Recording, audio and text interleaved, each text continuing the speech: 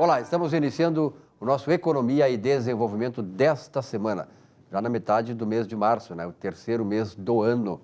E as coisas realmente vão muito rapidamente. Vilmar Govinatsky, e aí, meu caro amigo, como é que tu está com o leão? Pois é, a gente agora está com dois problemas, um vírus e um leão. Tá? Qual é o pior deles, gente? Eu acho que é o leão, né? A gente se protege acho que é o leão, né? Do vírus até a gente pode se proteger. Do leão, todo mundo vai ter que encarar o bicho, né? É verdade. Quando ele fala no leão, nós estamos nos referindo no leão do imposto de renda, que foi uma figura, né, que, na verdade, se tornou folclórica até, identificando a Receita Federal, porque ninguém escapa, né? Ninguém escapa da Receita Federal. A voracidade do leão. A voracidade do leão. Então, o leão, camarada, é o animal aquele que viu a presa, vai lá e não tem conversa. E por isso nós estamos iniciando o nosso programa com o espaço dedicado exatamente àqueles que sabem amansar o leãozinho e tal, né? Tem cara de amansador de leão. E nosso espaço é conversando sobre contabilidade.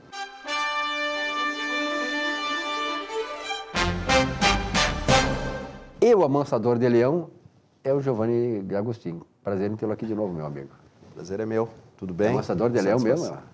O leão do imposto de renda é um leão domesticável, né? Não é um leão selvagem das savanas africanas. Daqui a pouco aparece uma leoazinha, é mais fácil de domesticar, né? Não, mas as leoas é quem caçam, né? Tá certo. Ali na família dos leões, o leão fica na boa, né? O cara conhece. Não, aqui é coisa assim, ó, as pessoas que vêm aqui são eruditas, sabem tudo. É verdade. Bom, evidentemente que nós estamos falando no imposto de renda, agora tem o prazo de declaração, mas fora isso tem outras questões que envolvem o segmento da área de contabilidade.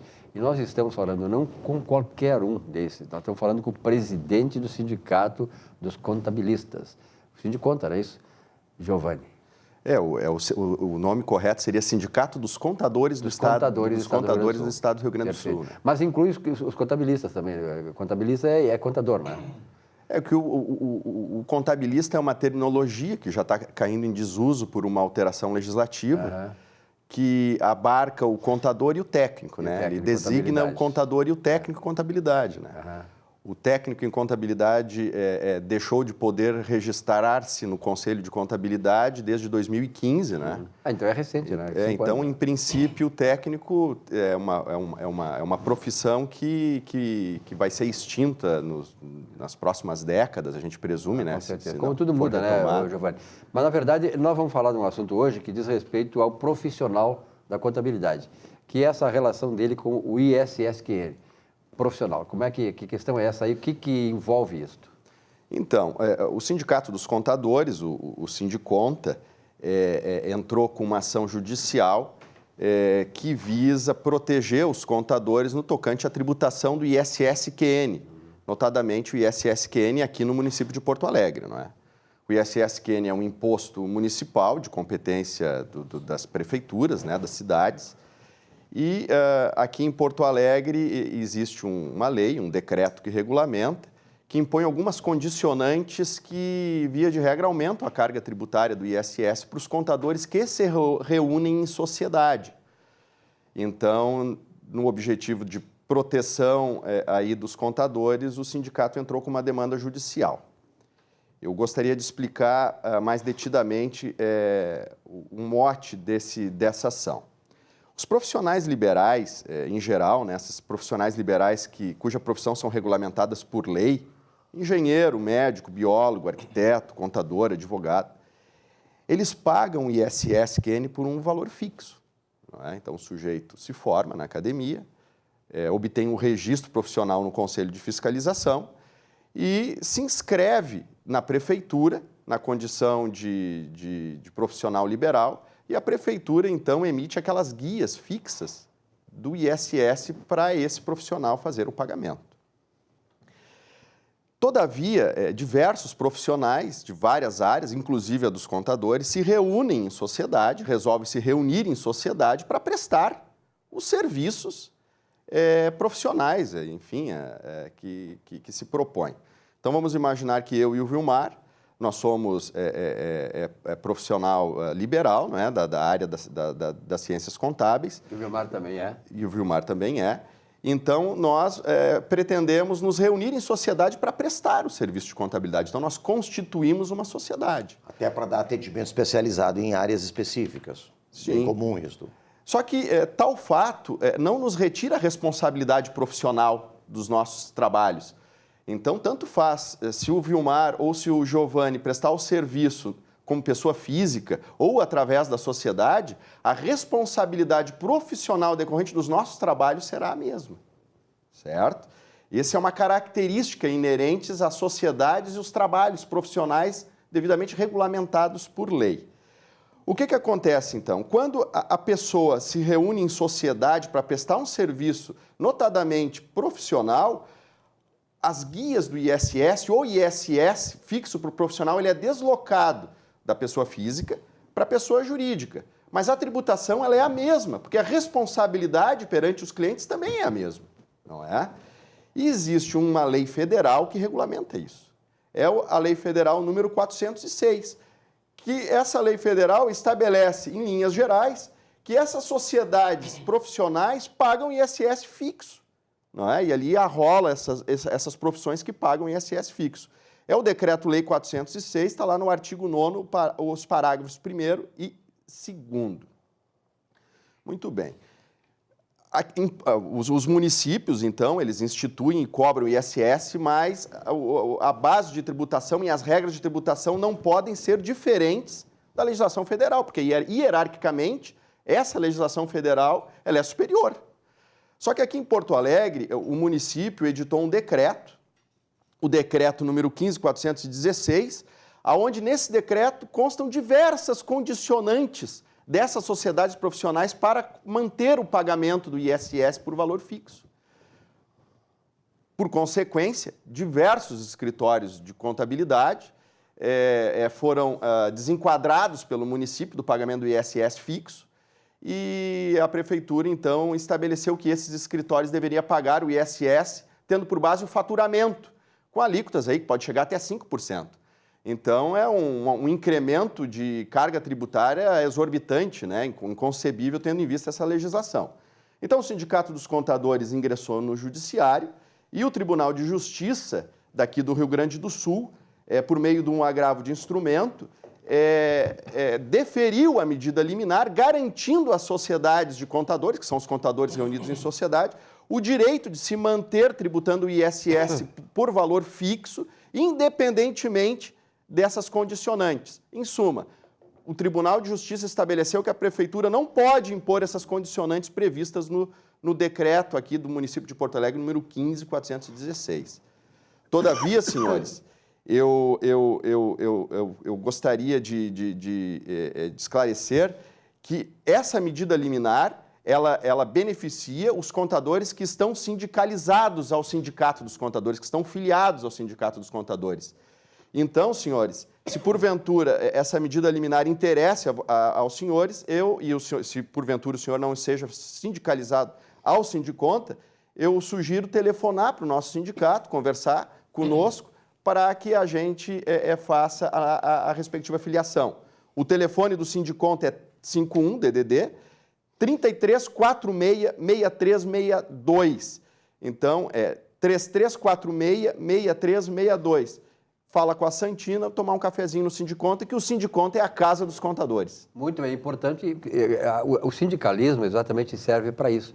Sindicatos sérios são aqueles que oferecem serviço para os seus filiados. Perfeito. Então, você tem que fazer exatamente isso. O telefone está no vídeo para você. Se sindicaliza um sindicato que presta o serviço e que é eficiente para amparar, para proteger e para, de certa maneira, fazer com que o profissional se sinta à vontade na sua profissão. Obrigado, Giovanni, pelo espaço aí. Parabéns pelo por trabalho. Isso aí que tu está colocando, né? Porque interessa a milhões de nossos telespectadores e eu sei que a nossa audiência é muito grande neste meio aí, neste espaço, conversando sobre contabilidade.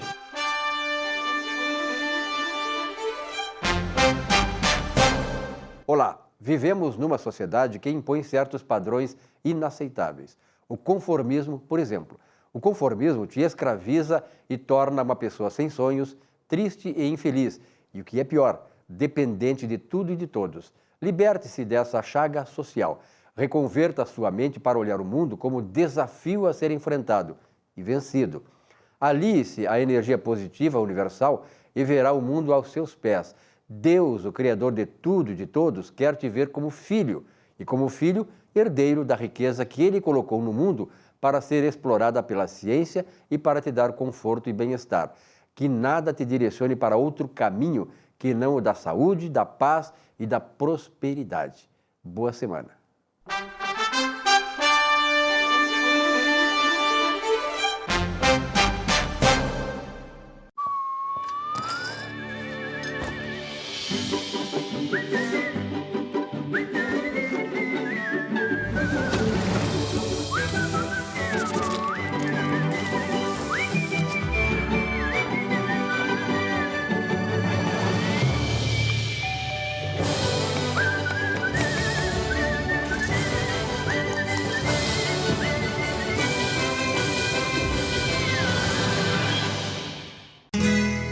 Ser gaúcho é preservar as tradições, é valorizar a educação e acreditar que um futuro melhor nasce nas páginas de um livro.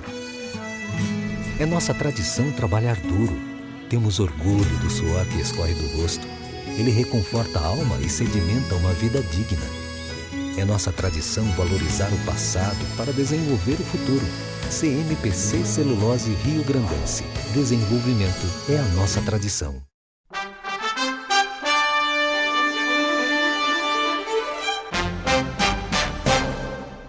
Por transitar muito pelas ruas da cidade, sei aonde dói para o motorista. Percebo muita coisa certa, mas também quando temos alguma obra, nem tanto.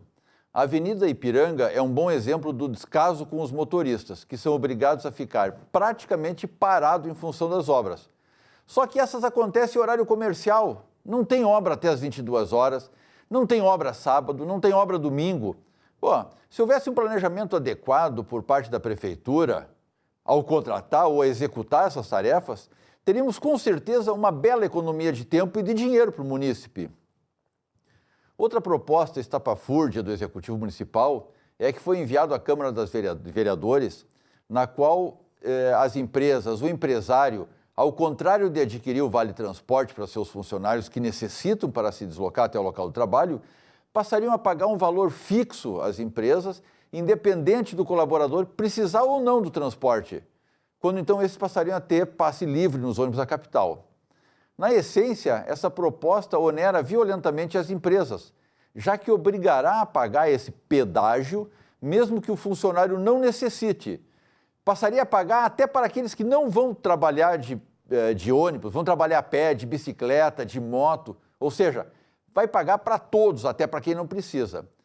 Um grande motivador para a contratação de pessoas idosas é o direito deste usar o transporte público de forma gratuita. Teríamos, então, mais uma leva de desempregados que não teriam condições de competir com a gurizada em igualdade.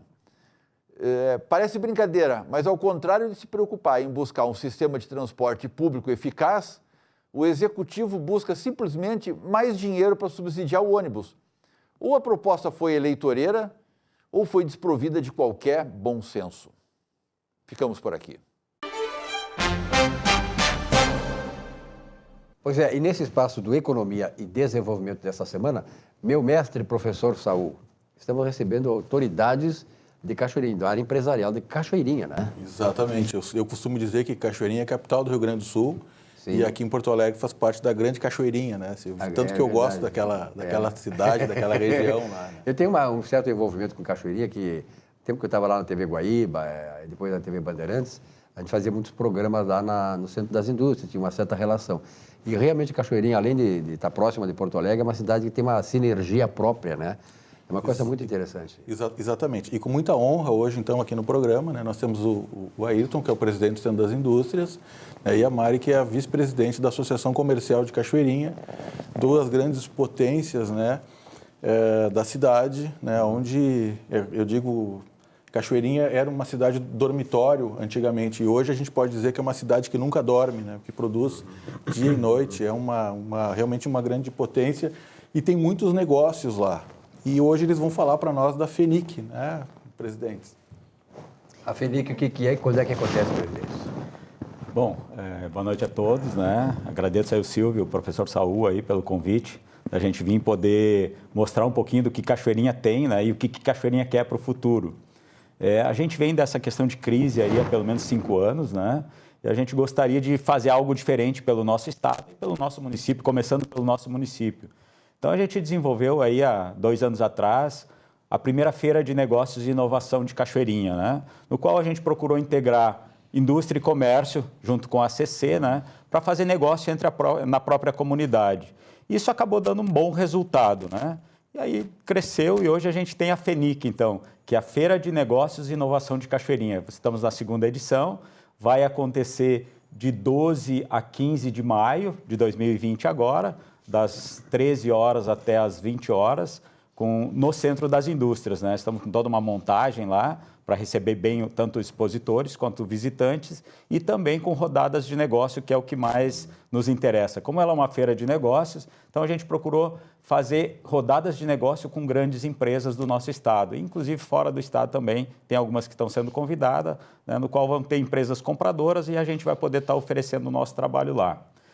Isso foi muito bacana, porque a gente conseguiu trazer essa integração entre SIC, né, que é o Centro das Indústrias de Cachoeirinha, e também com a ACC, que é a Associação Comercial de Cachoeirinha, né? Então estamos aí a Mari, para que pode falar alguma coisa também da FENIC, né? A Mari que é vice-presidente da Associação Comercial. Isso mesmo. Essa parceria, ela se deu, né, em razão do benefício dos associados locais, né, das empresas que nós temos no município. Então, assim, parte das empresas são associadas ao SIC, parte das empresas são do comércio e serviço. E por que não, né, juntar as forças, né, em prol do nosso município? Então, essa parceria vem dando, né, já deu muito certo. O ano passado nós tivemos uma feira com 60 expositores, mais de 4.000 pessoas, né, e a expectativa desse ano é muito maior, né? São mais de 100... dobrar, né? Dobrar, isso, né, mesmo. São mais de 100 expositores. E é importante, né, Mari? Eu imagino, assim, eu que tenho essa vivência toda, sobretudo como economista, esse tipo de envolvimento dos empresários, quer dizer, eles se interligando em vários segmentos, no caso a SIC mais a Associação Comercial, e a comunidade cria um ambiente muito legal, porque desperta nas pessoas, né, o interesse por fortalecer e valorizar o município. Com certeza. Muitas vezes, né, a gente se ouve falar que empresas acabam buscando negócios em outros municípios, isso, né? E o nosso objetivo é o oposto disso, é gerar negócio dentro do nosso município, né? É fazer com que as pessoas, os moradores do município saibam que dentro do município a gente tenha recurso para isso. E a feira vem, né, Ayrton, para que isso realmente se concretize e tenhamos, né, eu tenho certeza que vai ser uma feira de sucesso, porque a expectativa é de 10.000 pessoas circulando nesses 4 dias de feira, né? Hoje, Cachoeirinha, qual é a posição de Cachoeirinha em relação à questão industrial do estado? Tem esses dados? Nós já chegamos a ser, no passado, não tão distante, a 5ª maior arrecadadora de ICMS para o estado, né? Hoje a gente mantém aí a 9ª ou a 10ª posição, né? E claro, tem que recuperar isso aí, né? Estamos buscando negócios para Cachoeirinha, né? Queremos transformar a Cachoeirinha num polo industrial, como ele sempre foi, né? Porque antigamente, né, ser um município muito pegado, muito ligado a Porto Alegre era uma desvantagem. Hoje é vantagem isso. Hoje aí, né? Porto Alegre já esgotou praticamente a sua capacidade de atração, né? E sobra para os municípios aqui. Um dos braços do SIC, né, é justamente a célula de fomento, no qual a gente capta empresas para o Distrito Industrial de Cachoeirinha, né? E com isso não só de Porto Alegre, de outras regiões do estado, mas também de fora do estado, né? E de fora do país, muitas vezes. Então a gente criou essa célula e estamos num trabalho forte de captação, principalmente de indústrias para o nosso município, né? Isso na ideia de fomentar tanto os negócios em Cachoeirinha, mas também aumentar a economia do Rio Grande do Sul, né? Que eu acho que é muito importante isso. O Rio Grande do Sul vem sendo castigado, né, por crises aí cada vez mais forte, por uma desaceleração da indústria, né? Então, eu acho que está no momento da gente dar um ânimo para isso. Até aproveitar esse momento que no ano passado, os dados saíram ontem, nessa semana, no ano passado, o Rio Grande do Sul cresceu mais de 2%. Sim. E o Brasil cresceu 1,1%. Quer dizer, nós crescemos quase o dobro do Brasil. Esse é um bom momento, né? É um bom momento, acho, para a economia. Claro, muito voltado também ao agronegócio, né, que nos ajuda bastante, né, no Rio Grande do Sul. E a gente quer que isso aconteça também na indústria, né? Indústria geral, temos a automotiva, aí temos a indústria metalúrgica, né? Que precisa de fomento a negócios, né? E a gente vem fazendo, então, a nossa parte, como se diz, né? Criando essa feira de negócios aí para Cachoeirinha, que eu já diria que ela é a maior feira de negócios da região metropolitana de Porto Alegre, né? E a gente quer, nos próximos anos, conseguir com que ela se perpetue, né? Como foi o caso da Mercopar, em Caxias do Sul, que hoje é uma feira internacional, né? Com grande... Direto também lá em a Expo Direto, que aconteceu essa semana e tal. Que aconteceu lá, foi um sucesso tremendo, né? Muitos negócios gerados. No ano passado, eu estava expondo lá na feira, né? E estava excelente, a estrutura estava bacana, estava tudo ótimo, né? E eu fui esse ano no lançamento da feira, lá no Centro das Indústrias, né? Com vocês lá. E eu vejo que a estrutura, ela está melhor ainda, né? Ou seja, agora vem com um nome moderno, né? Uma agência trabalhou melhor a imagem, ou seja, veio uma questão de um Kaizen, né? Uma melhoria contínua dentro dessa área, né? E conta para nós, assim, como é que está essa estrutura, quantos estandes são agora? Eu era um dos 60 o ano passado. Que bom, né? Esperamos que sejamos novamente esse ano. E fizemos bons negócios lá, viu? Assim, rendeu, valeu a pena, valeu o investimento, porque realmente é um estresse, né? Tu tem que colocar gente, tu tem que colocar estrutura, tu tem o teu negócio que segue trabalhando, tu tem que estar focado na feira, né? Então, realmente, a gente acaba tendo que se desdobrar, mas valeu a pena. Com certeza. Quando a gente fala em feira de negócios e inovação, a gente já pensa em fazer algo inovador, né? Então, o ano passado foi a primeira feira, né? E o planejamento dela não foi com tanto tempo de antecedência e teve um resultado incrível, né? Então, para essa segunda edição da feira, o trabalho já vem sendo após o término da anterior, né? Então, assim, terminou a feira do ano passado, a gente já começou a planejar a feira de negócios. Né? É um trabalho permanente, né? Justamente para quê? Para trazer para os expositores, né, uma visibilidade do seu negócio, poder fechar negócios, assim como o Ayrton falou, o networking, vai ter rodada de negócios, sessão de negócios, né, em parceria com o Sebrae, justamente para que realmente fomente esses negócios que estão lá dentro da feira, né? E a estrutura, né? São mais de 100 expositores com uma estrutura totalmente adequada, né, dando jus ao nome, né, de inovação. Então, realmente vai ser bem positivo para quem puder nos prestigiar lá na feira. Presidente José Ayrton Vezola, presidente do Centro das Indústrias de Cachoeirinha. Nós vivemos num momento no Brasil, nós tivemos a eleição do Bolsonaro em 2018, o ano passado foi o primeiro ano de governo, estamos entrando no segundo dele, e a gente vê, assim como observador, que o Brasil melhorou um pouco o ambiente de negócios. Quer dizer, nós tivemos uma reconversão do ponto de vista da visão econômica, que nós precisamos apostar mais no liberalismo, quer dizer, mais uma economia mais liberal e menos estatal. Como é que o senhor está vendo esse ambiente econômico no Rio Grande do Sul? O ambiente econômico gaúcho, né, ele não tem melhorado a velocidade que a gente precisa que ele melhore, né? Então, a gente tem criado essa questão da própria feira, mas nós temos uma outra frente muito grande para procurar visibilidade econômica para o Estado, que eu acho que é o que está faltando para nós. Então, a gente tem aí um projeto muito grande de retomada da ERS 10, né? Que é a Estrada do Progresso, que deverá acontecer aí nos próximos dias.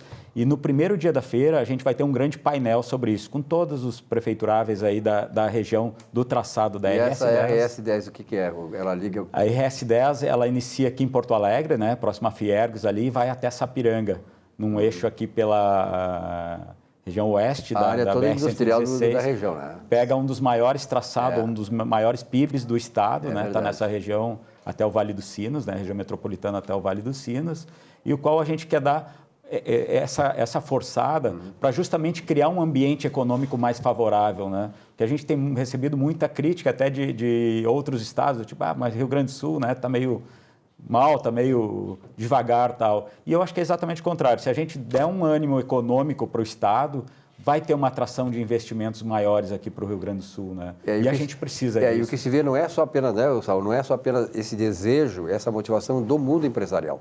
A gente vê, por exemplo, eu tinha algumas reservas com relação ao governador e se elegeu também democraticamente, mas eu vejo que hoje ele tomou à frente uma liderança importante, né?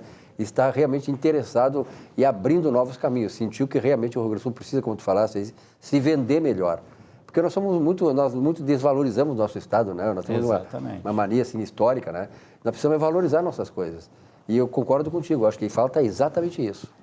Não vai existir desenvolvimento social se não tiver o desenvolvimento econômico antes. Com certeza, né? com certeza. Então, eu sempre coloco, hoje, a melhor ação social de qualquer político seria a geração de emprego. Eu me lembro do governo Sarney, que teve aquele tudo pelo social, nós tínhamos que antes ter tudo pelo econômico. O social, como tu diz, a decorrência. Só que aí a questão do populismo todo interfere muito nessas questões. Se nós não tiver, tu colocou bem, se nós não tiver uma pujança econômica, né, Mari? Sim. Não há o que fazer. Por exemplo, a caridade. Só pode fazer a caridade se tu tiver condições. Então, a caridade, se tu não a caridade por si só, ela não se perpetua. Não se perpetua, ela não tem como sobreviver se não houver quem possa fazer. E tu vai poder fazer quando tiver condições econômicas para isso. Um Estado e um país também é assim.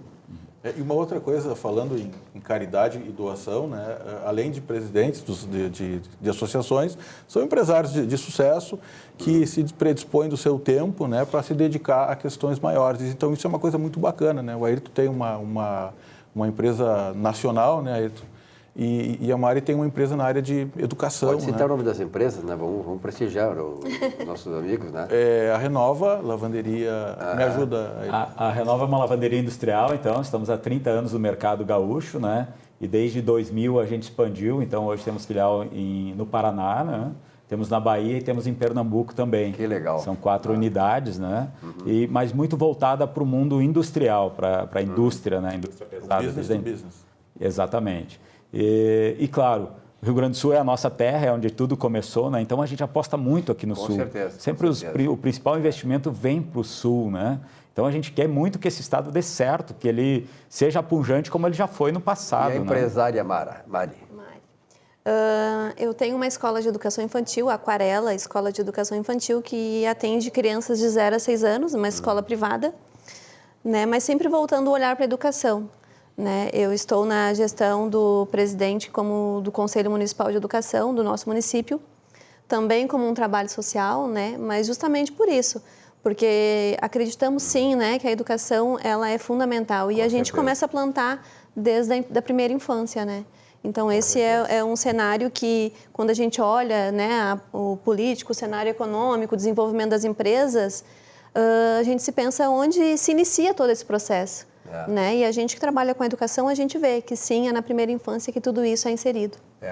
Bom, eu teria muitas coisas, né, para a gente conversar com eles, mas vamos ter oportunidade, né? Isso eu encontrei a FENIC em maio. FENIC, isso. Né, em 12 de maio, começa em 12 de maio, que vai ser no dia 12 de maio. E até lá nós vamos fazer uns programas lá, eu acho importante isso, né? Quem sabe um programa dentro da feira, né? Nós estamos agora em todo o Rio Grande do Sul e pelas plataformas digitais para o mundo inteiro, né? Então, realmente, eu acho uma coisa muito importante.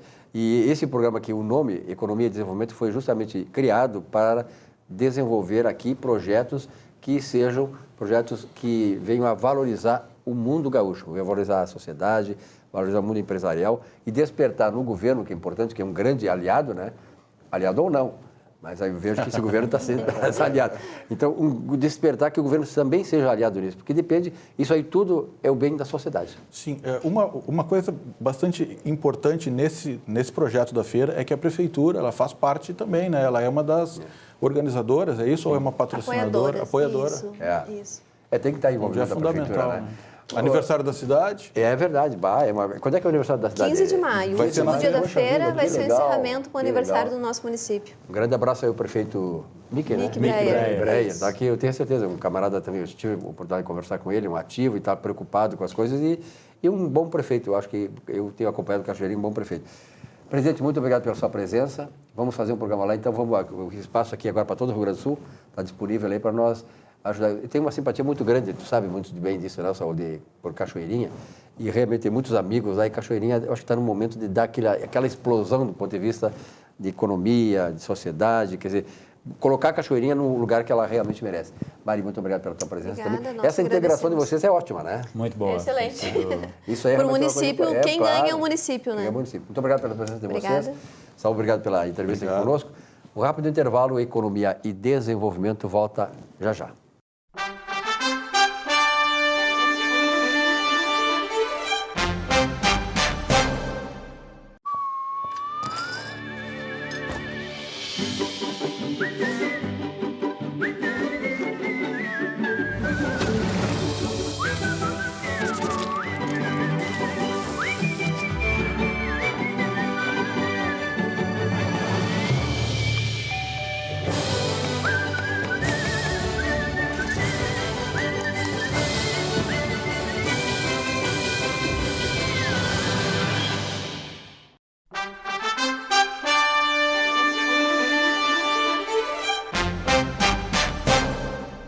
Hoje nós vamos conversar um pouco sobre a situação de pacientes, homens, que muitas vezes deixam de procurar o médico, em especial o médico urologista, pelo medo em decorrência da possível eventual descoberta de alguma doença relacionada à sua próstata. E isso tem sido um grande tabu dentro da medicina, muitas vezes, e dentro da própria sociedade. E nós precisamos encarar isso de frente e entender que fatores levam esses homens, muitas vezes, a evitarem a consulta com o médico e, em suma, fazerem a sua necessária detecção precoce de doenças, como, por exemplo, o câncer de próstata. Nós sabemos que a doença, quando detectada precocemente, em especial a questão do câncer de próstata, nós podemos oferecer uma taxa de cura entre 90% e 95% dos pacientes. Então, a base para esse resultado repousa no diagnóstico precoce.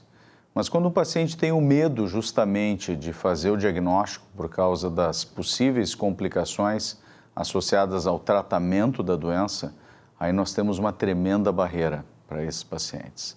E eles, de fato, acabam evitando, de todas as formas, a consulta com o especialista.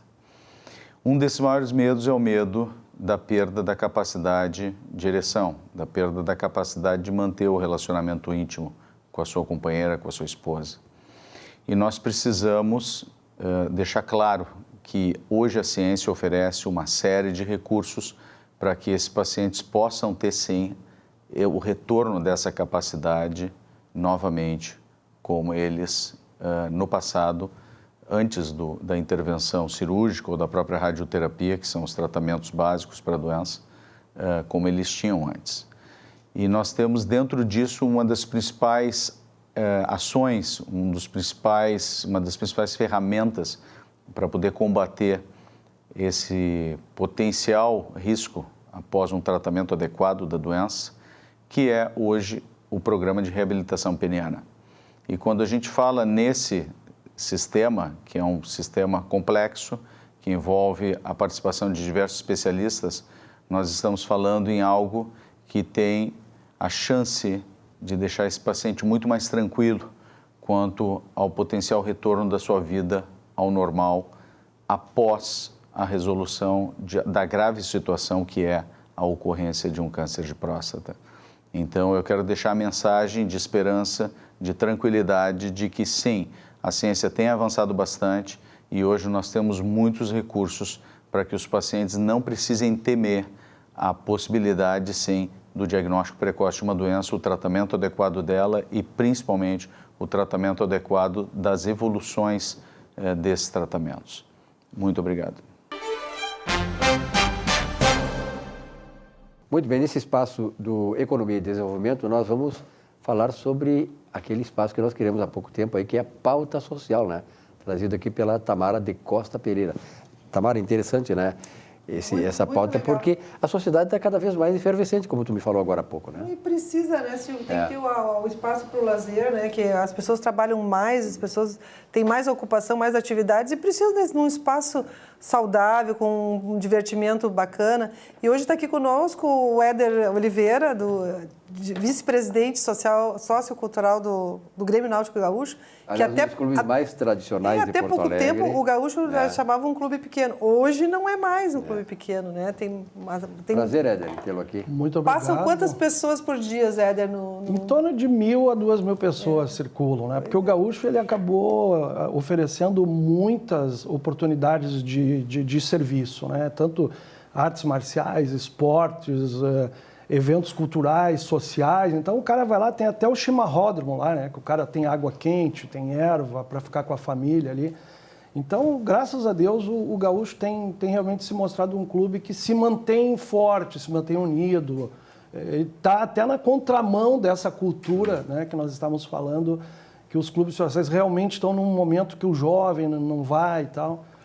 Mas o baile infantil, vai toda a família, né? O baile infantil de carnaval foi um sucesso. Tamara, foi maravilhoso e cada ano tem sido melhor, né? A gente até não sei se não vai ter que migrar isso para o ginásio, porque nós tivemos dessa vez, foram 2 tardes de carnaval, tivemos em cada tarde de 800 a 1.000 pessoas assim, dentro do salão, no pátio aqui e tudo mais. Então foi espetacular, assim. E o calendário de eventos do clube também é muito intenso, né? Durante o ano todo tem evento para todas as idades, é uma coisa interessante, né? Que tem desde o pagode, os anos 80, essa coisa dos anos 80 pegou mesmo, né? Pegou. Nós vamos ter agora o próximo em agosto, né? Chama Happy Times, que é Tempos Felizes aí, de anos 80 lá no clube. Então a gente tem agora na sequência o aniversário do clube, que são 91 anos, né? A gente até está usando agora um clube de tradição e amizade, né? Dia 4 de abril temos o jantar de aniversário, depois em maio temos a roda de samba, a noite de boteco, que a gente faz um palco no meio do salão com os músicos ali, as pessoas ficam em volta. É um ambiente muito informal e ao mesmo tempo muito feliz, né? A gente pelo menos quer que seja assim, né? E depois, em junho, nós temos lá um jantar, também noite romântica, uma coisa do tipo, que é mais ligado ao Dia dos Namorados, né?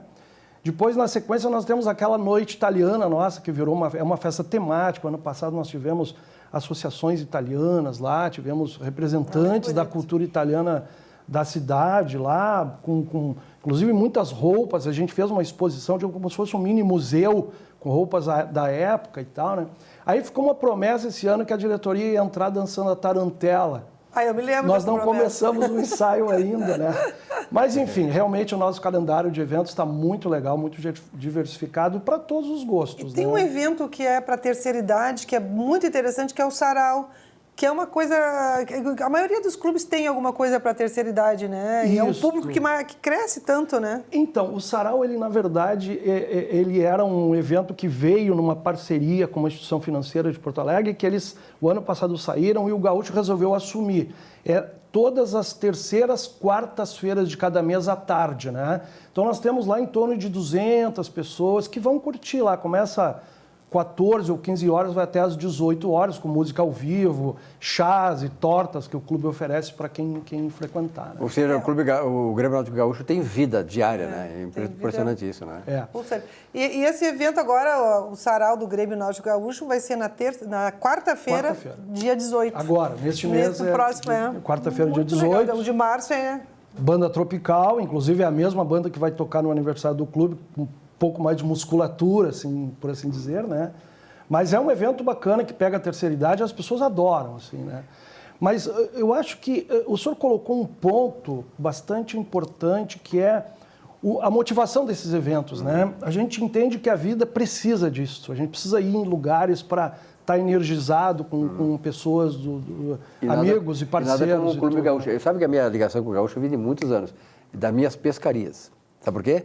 Eu pescava ali na frente, sabia que ali tinha, o rio passava ali. Era a Praia de Belas e o rio. Eu pesquei muito ali na frente do Gaúcho, na década de 60. Você não tem alguma foto desses aquele momentos? tempo fotografia não tinha. Não tinha. Se tu pegasse fotografia da cidade em cima, ali tu via o rio na frente do Gaúcho.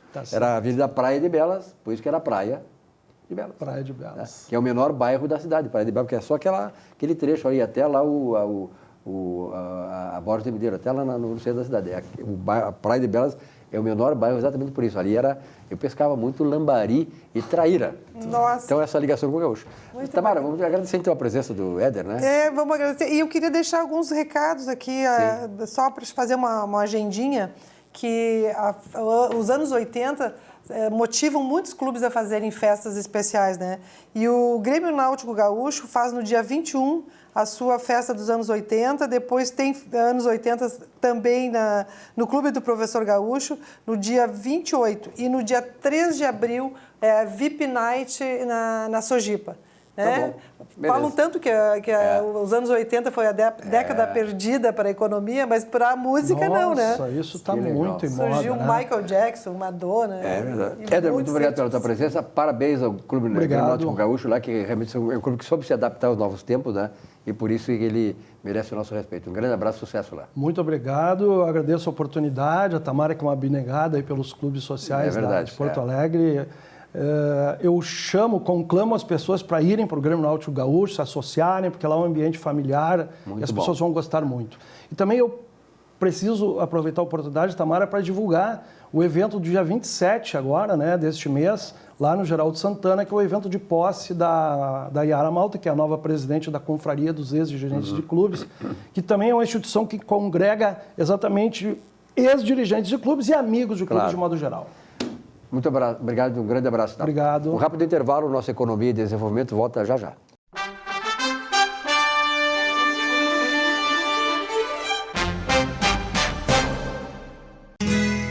Ser gaúcho é preservar as tradições, é valorizar a educação e acreditar que um futuro melhor nasce nas páginas de um livro. É nossa tradição trabalhar duro. Temos orgulho do suor que escorre do rosto. Ele reconforta a alma e sedimenta uma vida digna. É nossa tradição valorizar o passado para desenvolver o futuro. CMPC Celulose Rio Grandense. Desenvolvimento é a nossa tradição.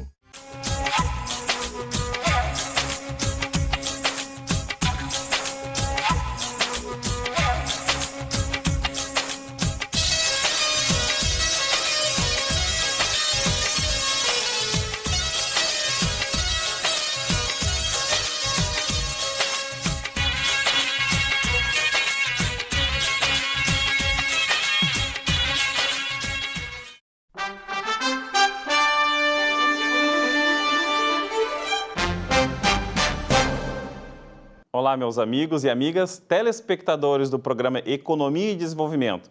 No quadro Falando sobre Seus Direitos, hoje gostaria de tratar sobre alguns aspectos importantes da nova Previdência, promulgada pela Emenda Constitucional número 103.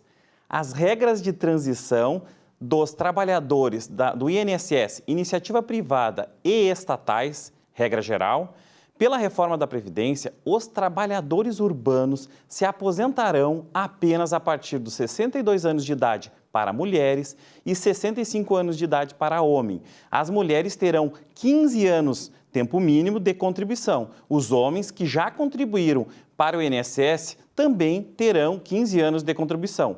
Mas os que ainda não entraram no mercado de trabalho até 13/11/2019 terão de contribuir por pelo menos 20 anos para conquistar a aposentadoria. Na regra de transição, nós temos o sistema de pontuação. Numa extensão da regra 8696, a soma do tempo de contribuição e da idade passa a ser a regra de acesso. Homens com pelo menos 35 anos de contribuição e mulheres com pelo menos 30 anos de contribuição poderão se aposentar, respectivamente, a partir dos 61 anos de idade homem e 56 anos de idade mulher, em 2019. Por terem conquistado 86 pontos, mulheres e homens com 96 pontos, a pontuação mínima sobe para 87 e 97 em 2020, 88 e 98 em 2021. E 1 ponto para homens e mulheres a cada ano até atingir 105 pontos para os homens em 2028 e 100 pontos para as mulheres em 2033. Os trabalhadores terão as trabalhadoras terão transição mais suave que os homens. E para a regra dos professores, os professores terão uma redução de cada 5 pontos. A soma do tempo de contribuição e da idade se inicia em 2019 com 81 pontos para mulheres e 91 pontos para os homens, até chegar a 95 pontos para as professoras em 2033 e 100 pontos para os professores em 2028. O bônus, no entanto, só valerá para quem comprovar ter trabalhado exclusivamente nas funções de magistério, na educação infantil e nos ensinos fundamental e médio. Agora, a transição da redução da idade mínima. Favorece quem contribuiu por muitos anos, mas ainda não alcançou a idade mínima. Homens com pelo menos 35 anos de contribuição e mulheres com pelo menos 30 anos de contribuição poderão aposentar-se aos 61 anos de idade, homens, e 56 anos, mulheres, em 2019. A idade mínima sobe 6 meses a cada ano até atingir 62 anos, mulheres, em 2031 e 65 anos, homens, em 2027. E para os professores, começarão com a redução de 5 anos. A idade mínima começa em 2019, com 51 anos para as mulheres e 56 anos para os homens, aumentando 6 meses por ano até chegar a 60 anos. para os dois sexos. O bônus, no entanto, só valerá para quem comprovar ter trabalhado exclusivamente nas funções de magistério, na educação infantil e nos ensinos fundamental e médio. E agora a regra de transição da redução do tempo de contribuição. Favorece trabalhadores idosos que contribuíram pouco. Homens com 65 anos de idade, homens com 65 anos, mulheres com 60 anos, em 2019, precisarão contribuir apenas 15 anos para ter direito à aposentadoria. E em 2020, a idade mínima para os homens continua em 65 anos. Para as mulheres, sobe 6 meses por ano até alcançar 62 anos em 2023. Por essa característica, essa regra de transição beneficia os trabalhadores mais pobres, que atualmente se aposentam por idade, ou que passaram mais tempo na informalidade, sem contribuir para o INSS.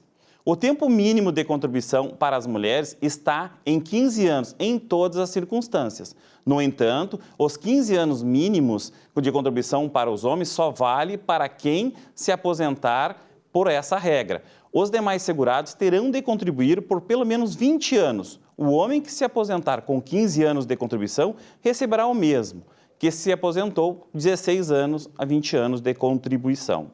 A aposentadoria só aumentará para quem tiver contribuído 21 anos ou mais. Na prática, o texto aprovado com o tempo mínimo de 15 anos para homens só beneficia quem entrou no mercado formal de trabalho e contribuiu para o INSS. A proposta de emenda constitucional da PEC, a PEC paralela, em tramitação no Senado, pretende reduzir para 15 anos de contribuição mínima para todos os trabalhadores, da iniciativa privada e das estatais. E agora o pedágio de 50%. Quem está há 2 anos de cumprir tempo de contribuição mínima para a aposentadoria, pelas regras atuais, 30 anos mulheres e 35 anos homem, poderá optar pela aposentadoria sem idade mínima se cumprir o pedágio de 50% sobre o tempo restante. O valor do benefício será calculado por meio de aplicação do fator previdenciário, que deixará de ser aplicado para os demais benefícios. Exemplos: mulher com 20 anos de contribuição há 1 ano da aposentadoria pelas regras anteriores, poderá aposentar-se pelo fator previdenciário se contribuir mais 6 meses, totalizando 1 ano e meio de contribuição. Homem com 33 anos de contribuição há 2 anos da aposentadoria pelas regras anteriores, poderá aposentar-se pelo fator previdenciário se contribuir mais 1 ano, totalizando 3 anos de contribuição. Por fim, agradeço a audiência, desejo uma boa semana a todos e até o próximo programa. Muito bem, nós vamos ouvir agora o José Henrique, que é nosso comentarista, ele que trata de assuntos da área condominial, né? Que seja na área comercial, industrial e residencial. E é um assunto importante, né? Principalmente aquele que diz respeito ao regimento interno dos condomínios. Vamos ouvi-lo. Sejam bem-vindos a mais um Economia e Desenvolvimento. Hoje eu quero retomar um assunto que eu já falei aqui, mas eu tenho recebido várias mensagens sobre isso, né? Sobre o polêmico quórum para aprovar ou alterar regimento interno. É fato que houve uma alteração através da Lei 10.931 em 2004, que alterou a redação do artigo 1351 do Código Civil. A redação do artigo 1351 do Código Civil, ela dizia o seguinte, que depende da aprovação de 2/3 dos votos dos condôminos a alteração da convenção e do regimento interno. Essa lei 10.931, assim era a redação antiga do artigo 1351 do Código Civil. Essa lei 10.931, ela alterou essa redação e suprimiu o termo regimento interno. Então esse artigo ele permanece igual sem o termo regimento interno, que dá para concluir o seguinte, que depende de 2/3 somente a alteração da convenção. Então esse quórum ele permanece o mesmo, alterar e aprovar a convenção, 2/3 dos votos dos condôminos. Tá, mas e o regimento interno foi suprimido do artigo, então o que a gente tem que fazer? Bom, e aí tem diversas teses pelo Brasil de qual seria então o quórum, já que a lei suprimiu, né, o termo regimento interno ali do artigo, qual seria o quórum para a gente aprovar ou alterar o regimento interno. Senhores, não tenham medo de afirmar, o quórum é maioria simples, 50% mais um dos presentes na Assembleia. Por quê? Porque esse é o quórum geral, né? Isso quando a lei não especifica, quando a lei não fala quais são os quórums, ou seja, quando eles não são qualificados pela lei, A regra geral diz que o quórum é maioria simples, que representa 50% mais um dos presentes à Assembleia. Então, o regimento interno, o quórum para alterar ou para aprovar é 50% mais um dos presentes à Assembleia, salvo dispositivo contrário nas convenções. O que eu quero dizer com isso? Se a convenção não estabelecer qual é o quórum para alterar o seu próprio regimento interno, a gente cai na regra geral, que é a maioria simples, 50% mais um.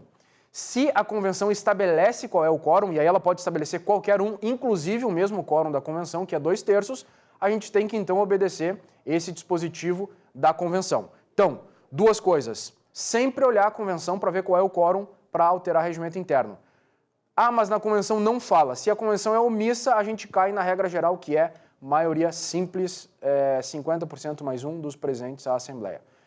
Tá bem? Espero ter contribuído. Vocês que são síndicos, não tenham medo de afirmar isso. É isso mesmo que eu estou dizendo. No Brasil tem várias teses, mas isso já é uma posição bastante consolidada.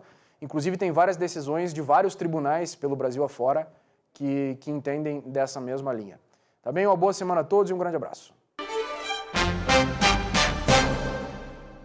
Muito bem, vamos ver agora o comentário do nosso Luiz Braz, ex-vereador de Porto Alegre, um camarada que sabe tudo, né, sobre os problemas da cidade de Porto Alegre, principalmente neste ano, que vamos ter eleição municipal. Luiz Braz. Meu amigo Silvio Lopes, um grande abraço. Estamos novamente aqui no seu programa Economia e Desenvolvimento. Em nome de Zafari Bourbon, onde economizar é comprar bem. Mas, olha, a gente tem conversado sobre as diferenças entre as classes, as maiores, as mais altas, a classe A e aquela classe do povão, não é? Ah, mas a diferença é enorme. E isso a gente pode ver exatamente por uma coisa que foi discutida lá em Brasília, e isso causou um alvoroço imenso. O BPC, que é o Benefício de Prestação Continuada. Antigamente, esse BPC só podia, na verdade, estar ao alcance de famílias que tinham renda familiar de 1/4 do salário mínimo, 240 e algumas coisas. E, olha, pelo amor de Deus, os caras que estão passando fome, estavam passando fome há muito tempo e agora nem se explica mais, né, como é que eles sobrevivem. Mas 249 recebe uma família que tem direito ou tinha direito a esse BPC, Benefício de Prestação Continuada. Aí, um salário mínimo a mais por ano ele podia, de repente, requisitar. Então, ninguém podia negar para ele esse salário mínimo. Agora, com essa alteração que foi feita, ou pelo menos que pretendia ser feita, somente aquelas famílias com meio salário mínimo que podiam, na verdade, exigir o BPC. Mas isso, o Congresso Nacional, eu tenho que aplaudir o Congresso, porque se eu tivesse lá eu também votaria sim, não é? Derrubou, sabe, essa medida para que aqueles só, não é? Aqueles que ganham, aliás, aprovaram essa medida porque, afinal de contas, meio salário mínimo também são pessoas que estão passando fome, são pessoas pobres. Então, tem que ter direito a esse BPC. Eu estou trazendo dois assuntos hoje porque eles se ligam, exatamente porque eles falam das pessoas pobres. Enquanto isso, lá no Supremo Tribunal Federal, o ministro Alexandre de Moraes, que tem decepcionado a gente, aliás, como a maioria dos ministros lá, não é? Com várias medidas, desta vez resolveu ser o relator de alguma coisa que é muito importante para a população brasileira. Os remédios caros, que de repente mantêm muitas pessoas vivas, pessoas saudáveis. Esses remédios caros, é claro, na maioria das vezes não pode ser comprado pelo próprio cidadão. Então, o Estado tem que dar esse remédio caro para o cidadão. E quando ele dá esse remédio caro, ele está dando a sobrevida para o cara, a possibilidade dele continuar vivendo. Esse Alexandre de Moraes, ontem, ele decidiu o seguinte lá pelo Supremo Tribunal Federal, que esses remédios caros, eles não vão ser dados mais pelo governo, pelo menos da forma como estão sendo dados. Então o cara tem lá uma doença rara, ele precisa de um remédio que custa 5, 10 mil reais, ele não pode comprar, o governo não vai dar, porque o senhor Alexandre de Moraes disse assim que isso é gastar muito dinheiro, né, neste caso. Olha, por que ele não vê o que está ganhando o ministro do Supremo Tribunal Federal, que é quase 100 mil reais por mês, quando não é muito mais do que isso, não é? Ou, de repente, os próprios parlamentares que também ganham mais ou menos, ou mais do que isso, né? Mais ou menos 100 mil reais. Então, ao invés de repente, tentar equilibrar a balança, não. Deixa o pobre cada vez pior. E isso, meu Deus do céu, tem acontecido com o Congresso Nacional, tem acontecido com o Supremo Tribunal Federal, tem acontecido, na verdade, em todas as áreas. Nós estamos precisando de uma revolução que possa realmente fazer com que a igualdade possa se dar. Isso, quem sabe, reforma tributária. Vamos ver se o pessoal vai ser inteligente para isso. Falo em nome de Zafari Bourbon, onde economizar é comprar bem. Muito bem, o Economia e Desenvolvimento fica por aqui nesta semana, desejando para vocês uma bela semana de trabalho e voltamos na semana que vem. Uma boa semana e até lá.